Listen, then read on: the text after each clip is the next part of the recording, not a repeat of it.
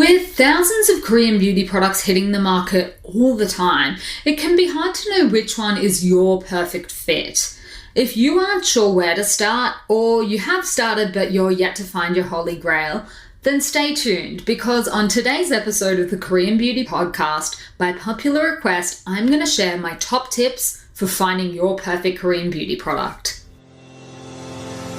Welcome to the Korean Beauty Show, where we're talking all things Korean skincare, makeup, and more. If you want to learn about the hottest trending products and ingredients straight from South Korea, then this is the podcast for you. Each week, we'll be diving in to take a look at the latest trends, as well as all the tips and tricks you need to perfect your K-beauty routine. I'm your host, Lauren Lee, professional K-beauty expert and founder of Korean beauty platform Style Story.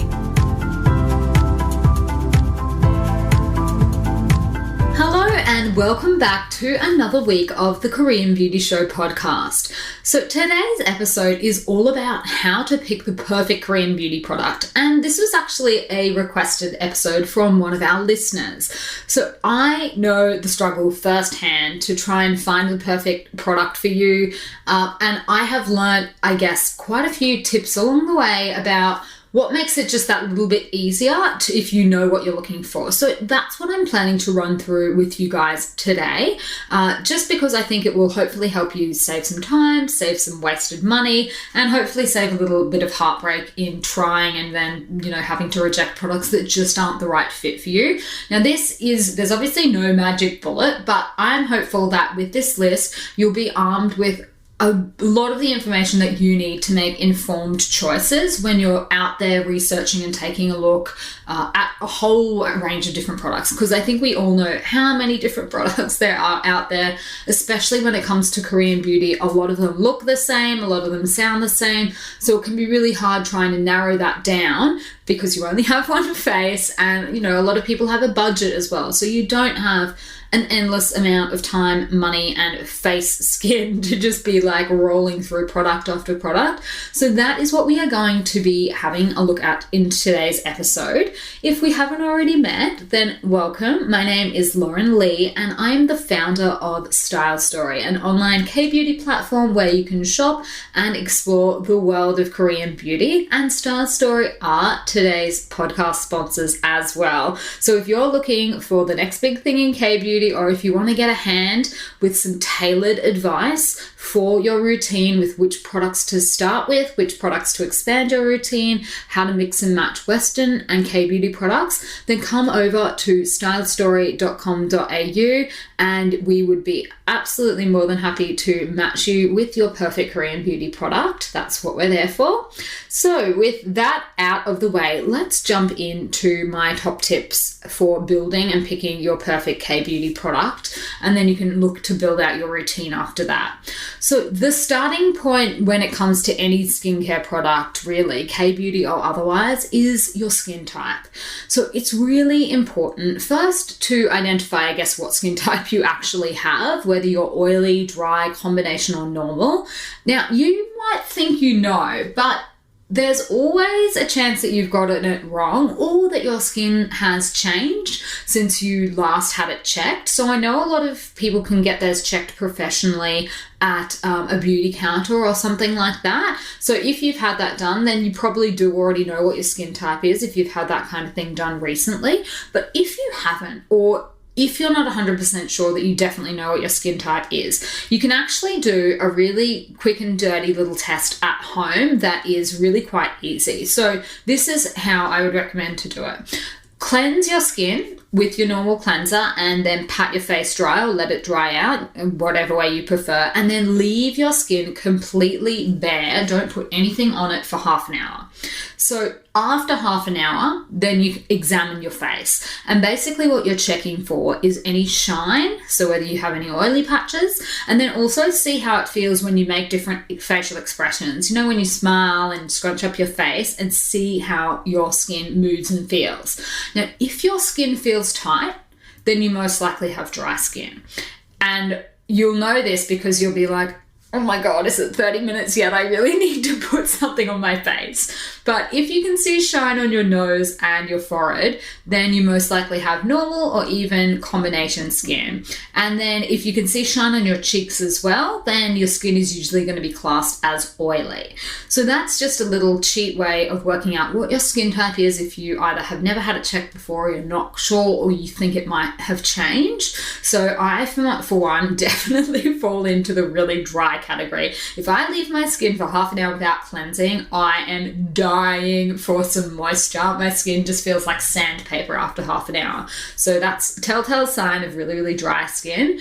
And so yeah, definitely start with your skin type. Know what your skin type is, because then you can start investigating the ingredients and then the products that are perfect for your skin type. So that's the other thing I would say, is keep your skin type in the forefront of your mind whenever you're looking for new products, whenever you're reading what other people have said about the product. So most good bloggers and reviewers, when they're reviewing a product, will tell you what skin type they have. If they don't, or they don't seem to know, or they just seem to use everything, that is not a very good person to be taking skincare advice from. It's really important that you are selecting the right products for your skin type. So if you can find someone that has a similar skin type to you and see the kinds of products that they're using and liking, then that's a really good indication that it might also be a really good product for you. You know, if someone has really, really oily skin and they love a particular toner, then, you know, it's probably not going to be the perfect fit for you if you have really dry skin, because their skin concerns are very, very different, the complete opposite basically from yours. So do always keep that in mind, particularly with people like influencers and things like that when they're promoting products.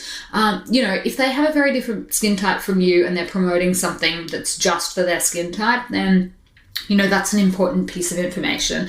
You know, I'm not going to say ignore them or anything like that, you know, but it's just more information for you, I guess, to keep in mind when you're then going out and researching that product or a similar product or something like that. So then the next key step, I guess, is then to find out what are the beneficial ingredients for your skin type.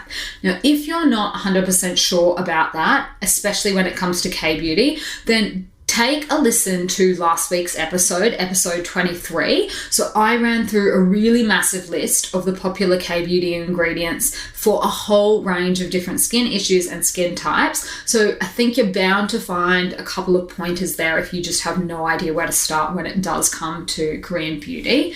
So that is my next tip, is get familiar with some of the key ingredients for your skin type so that you can then go and look for some products that might feature this key ingredient that is suited for your skin.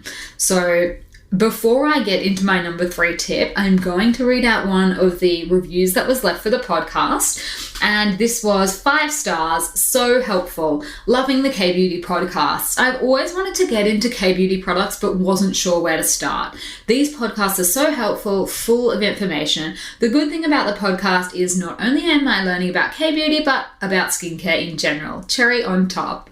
Thank you so much for leaving your review. I really appreciate when you take your time out of your busy days to leave a review for the podcast. So thank you so much.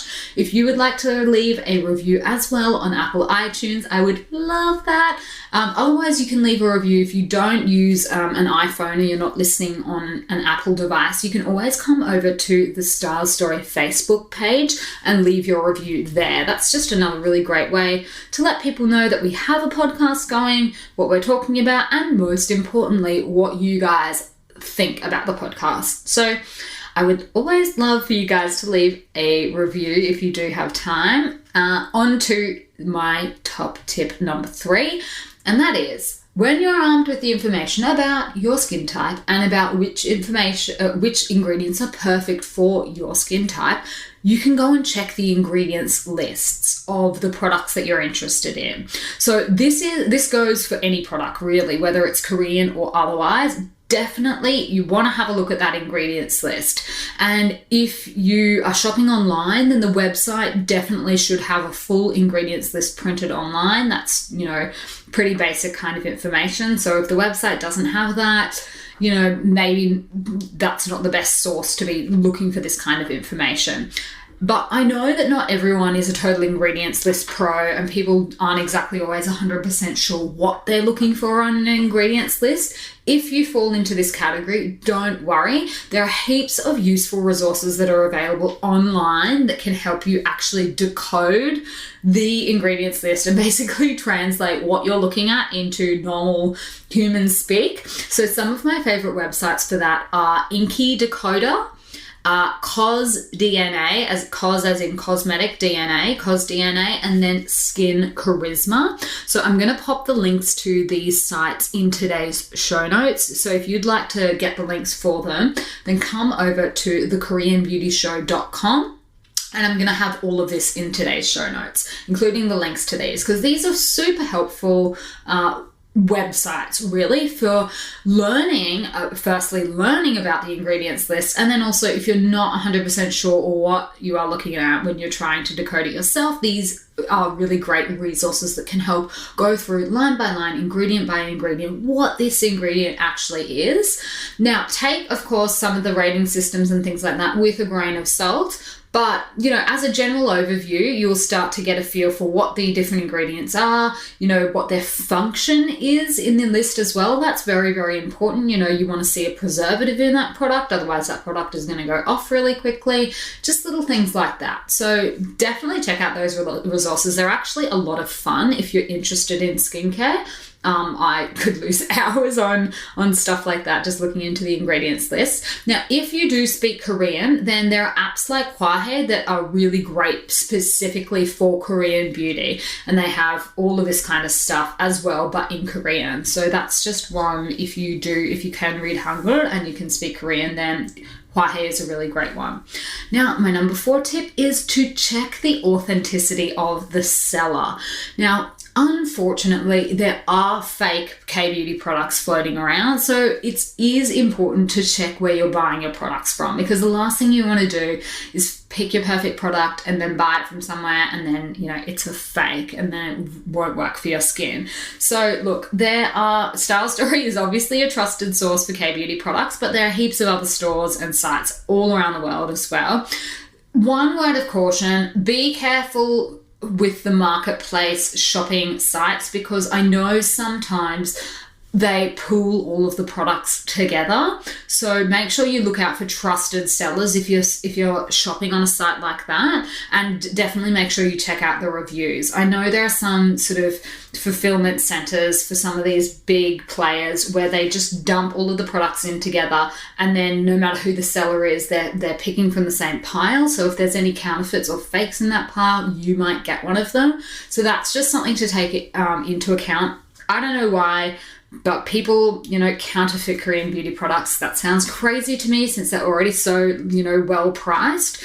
But I know that there are fakes floating around out there, and there are resources online, you know, if you're worried about whether you've got a fake or not. And of course, you can always contact the brand as well to ask if you're worried about that. But definitely just keep in mind, cheaper is not always better. Sometimes it, you know, is worth paying a little bit more for the guarantee that you're going to get a genuine product so that you don't run into any problems. Now, the other thing I would say, and this is probably linked into my point about, you know, bloggers and just, you know, following advice and things like that online. So a lot of people I've noticed are going online to forums and Facebook groups for their skincare advice. And there are a lot of really great groups out there. But a lot of the advice that I see floating around is really nothing more than personal opinion. These aren't people that have studied ingredients list, that have, you know, worked in the industry, that have a degree in anything in particular. They're basically just parroting back advice that they've heard from various YouTubers and bloggers.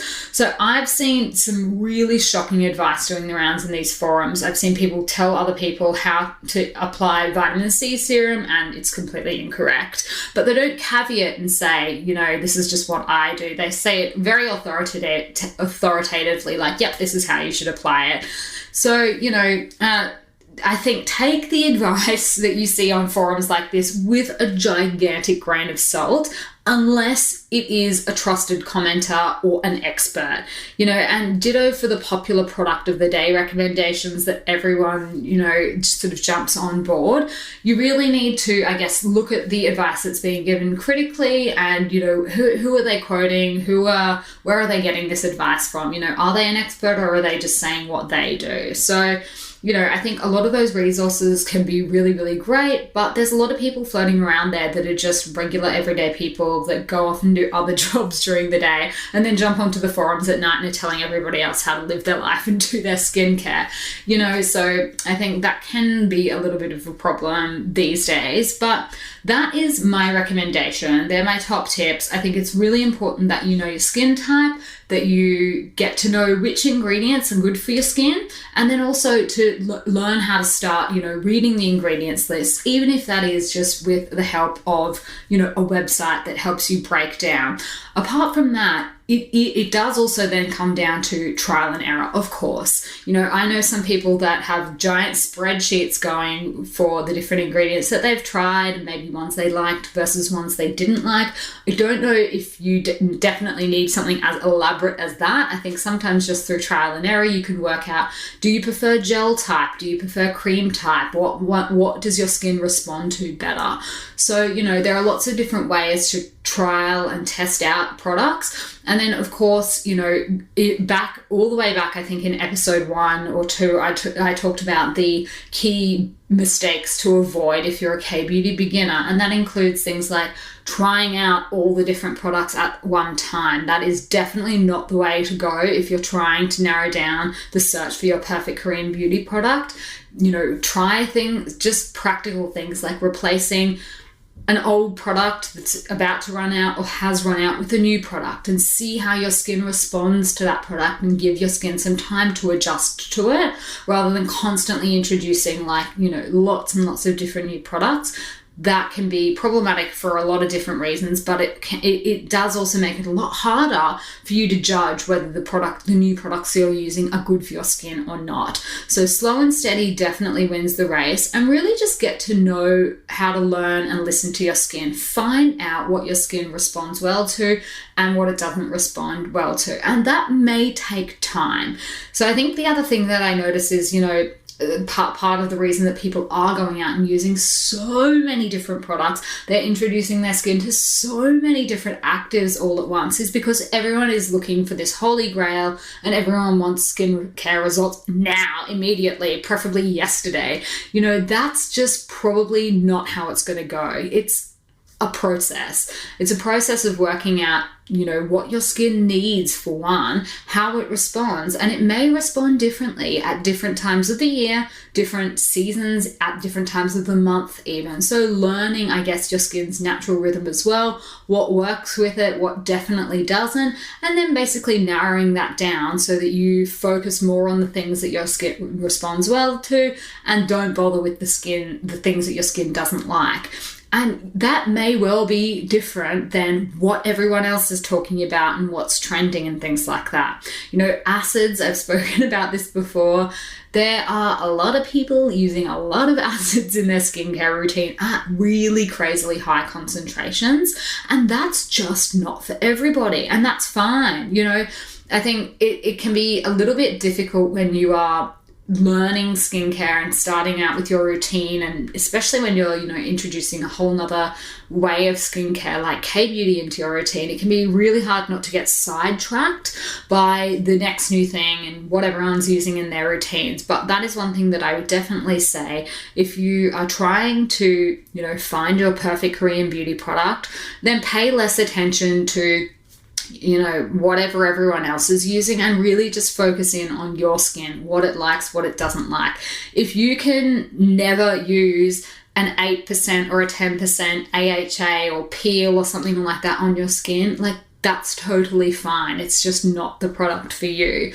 So really listen to what your skin is telling you. And if you decide that, hey, that's just not for me, there's no problem with that. There'll be another product out there for you. If it's not an 8% or a 10% blah, blah, blah, blah serum, there might be a perfectly good substitute product that's a lot gentler for your skin type. So I say this from personal brutal experience, having ruined my skin's barrier quite a few times, just trying to experiment with things because, you know, I really wanted to see if that was going to be the silver bullet for me. But I think slow and steady with skincare definitely always wins the race, and just getting to really know and listen to your skin and watch for the cues. You know, if you've overdone it, if it needs a bit more hydration or something like that, I think once you get to know the products that you're using, the ingredients that you're using, you'll have a much, much better handle on that. So that is, I'll jump off my soapbox now. I hope that that was useful for you guys. I know it is a minefield out there when it comes to information, products, people trying to push things onto you. So, you know, these are just some helpful, handy, I hope they're helpful and handy tips for working out, you know, what's really important when it comes to picking out your skincare products, as opposed to what everyone else is talking about and you know, the advice that everyone seems to be giving a lot of the times, which is conflicting. It's going to be very personal to you. Skincare, that's the nature of it, right? It's a personal thing because everyone's skin is not the same. So what works for one person might not necessarily work for you, and that's totally fine. Like, why would it? Do you wear the same bra as them? Do you wear the same shoes as them? Like, it's a very personal thing. So don't be, you know, worried if everyone loves one product and it just doesn't work for you. That's the nature of the beast. So if you found today's episode useful, I would love to know. Come over and find me on Instagram. I am at lauren.kbeauty. I will have another episode ready to go for you guys for next Tuesday. So don't forget to hit subscribe to the podcast so that you don't miss the next week's episode. And otherwise, I will see you on Style Story.